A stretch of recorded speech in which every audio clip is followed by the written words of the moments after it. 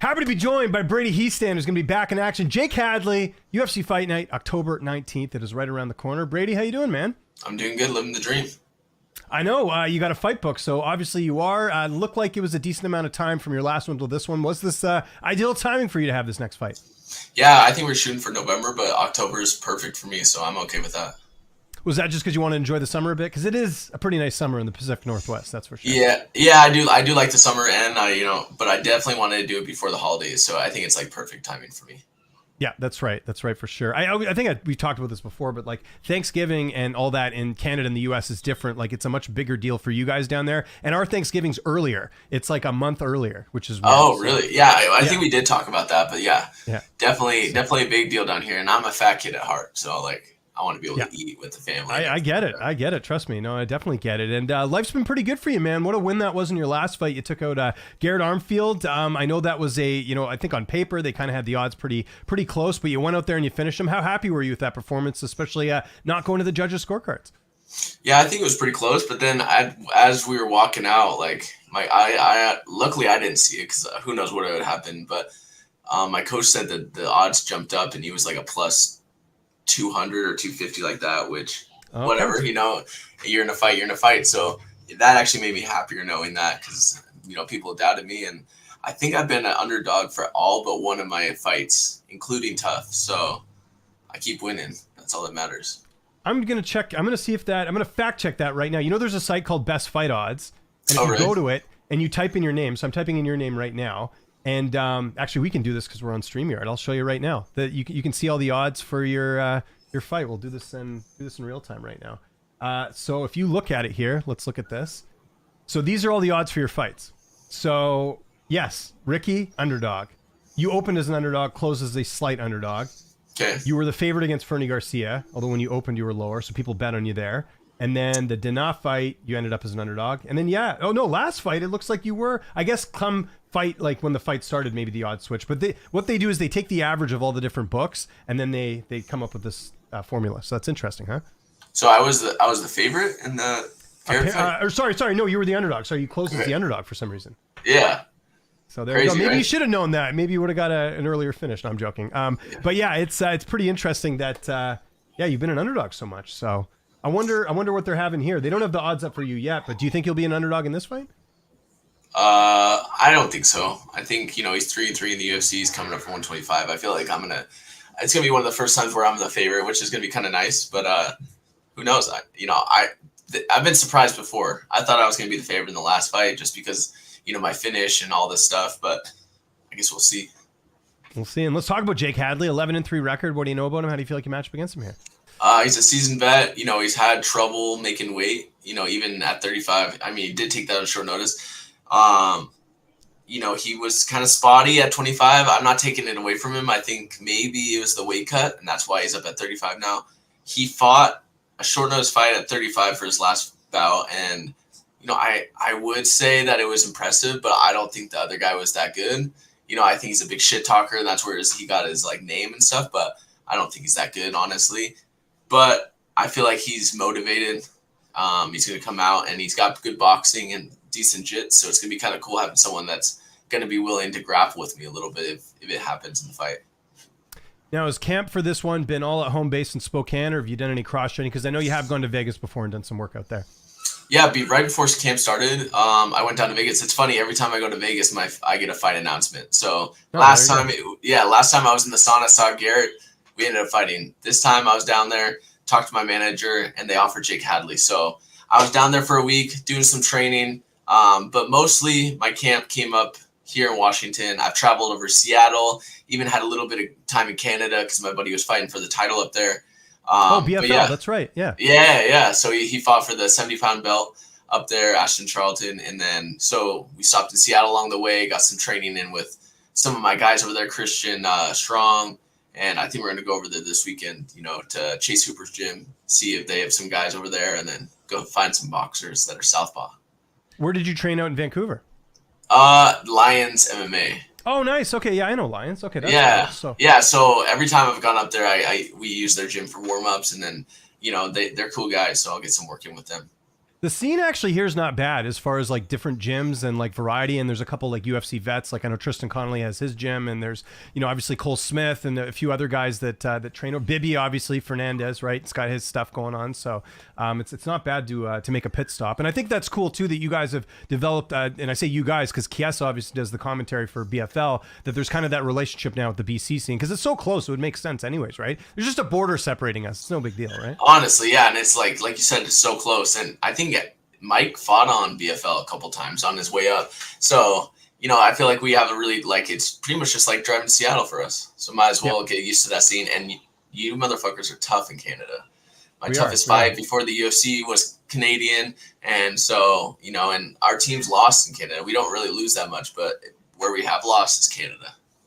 Fair enough. Fair enough. Not me specifically, but there's other people that are tough. I don't fight. I'm just the guy behind the camera. But and as far as like training partners and stuff, is it pretty much the same back home? Working with anyone different? Who are you getting to work with? Not anyone necessarily different. You know, like same guys, Alvin Welch, and then Caden Shaw are my main guys, good wrestlers. I go and find some other grapplers like Ryan Mobihill. He just opened a gym, so go find him.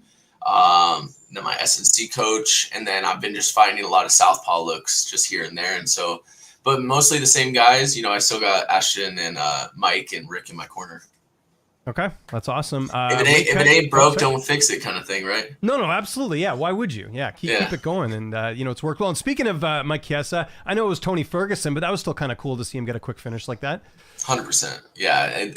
I think it was needed for him and the team, so it got him back on track and got the ball rolling. Now we're going to keep it going for October. By the way, how's his golf game? I know he golfs a little bit. Have you ever golfed with him? I don't know if you're a golfer or not. I'm not the best golfer, but I wouldn't say he's the best golfer either. He was supposed to play with me and Jeremy Brand. Jeremy Brand runs MMA Sucker. He was supposed to play before BFL, but it never happened. We couldn't make it happen. But one of these days, I think we gotta play or something. I'm not good either, by the way. But I just well, that's good. I mean, we should all play because I don't think any of us are that anytime, great. Anytime, hey, if you ever come down this way, you send me. I think we follow. You send me a DM on Instagram. We'll make it happen. I promise. Let's do it. There's a lot of good courses out here too, so got to say that. So it's on video. Everyone sees it. Brady Hiestand, the golf game will come at some point. Your corner, I imagine that's going to be the same for this fight. Who's going to be in the cage with you?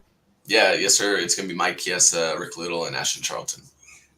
How's this one playing on October 19th? How do you see it going down? You know, I feel like it's going to be, my game plan is pretty similar. I don't care where it goes, but I'm pushing the pace, and I'm going to break him. I think a finish, second or third round. He's a durable dude, and I don't think he's ever been finished, but I want to be the first guy to do it. So I don't care where it happens. I feel like he's going to not respect my stand-up as much, and I think he's going to respect my ground game, so he's not going to want to go to the ground, even though he is a grappler. But so I think I'll be able to finish him on the feet with the openings, or if it goes to the ground, I think I can finish him there too.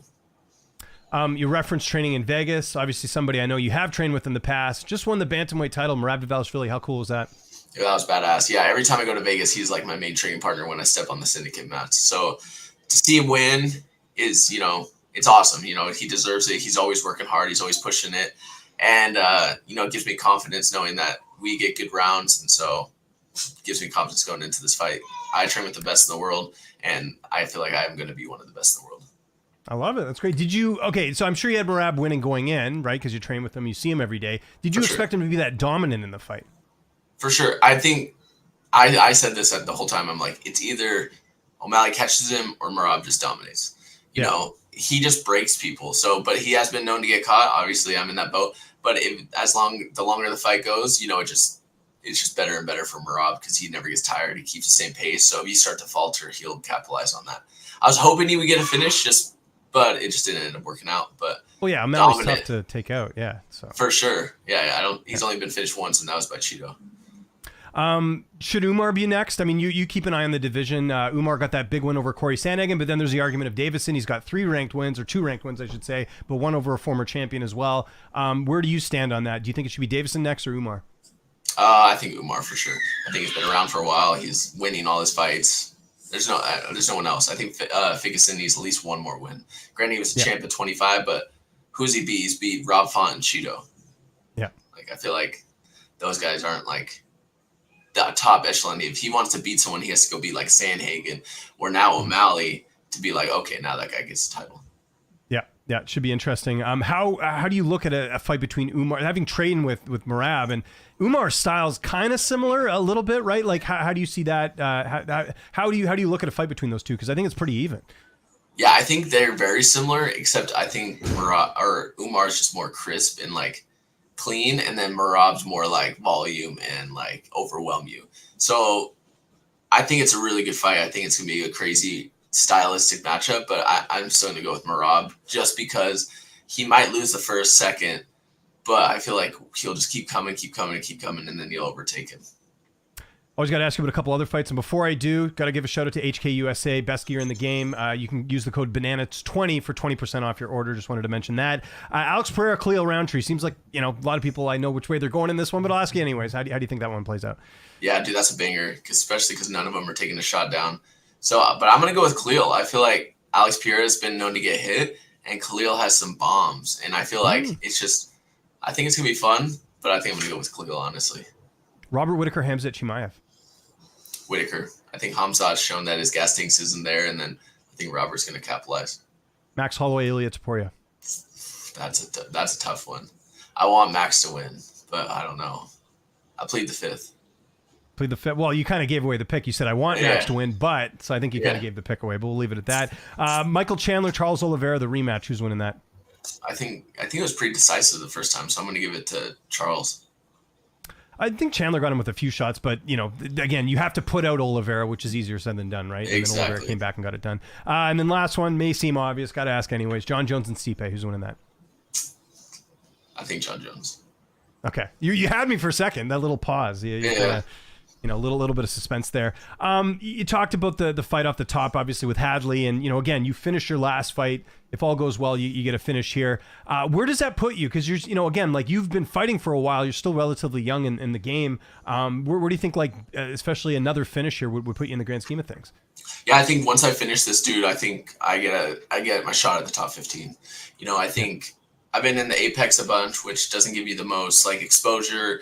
I'm still grateful for all of it, but I feel like one more win, and then I feel like I get my opportunity, either co-main or main event at the Apex, or a big spot on the pay-per-view against a top 15 guy. Okay. Yeah, that makes sense. And you have a couple more fights in your contract? I was trying to remember that. Yeah, it was 7 in total, and so now I'm at 4, including the rookie fight. So I got 3 more, but I think one more finish, then it'll show that I'm a finisher, I'm exciting, and then I can renegotiate. Yeah, I'd say so too. And the UFC likes that, right? When you're going out there and not going to the judges, which is awesome.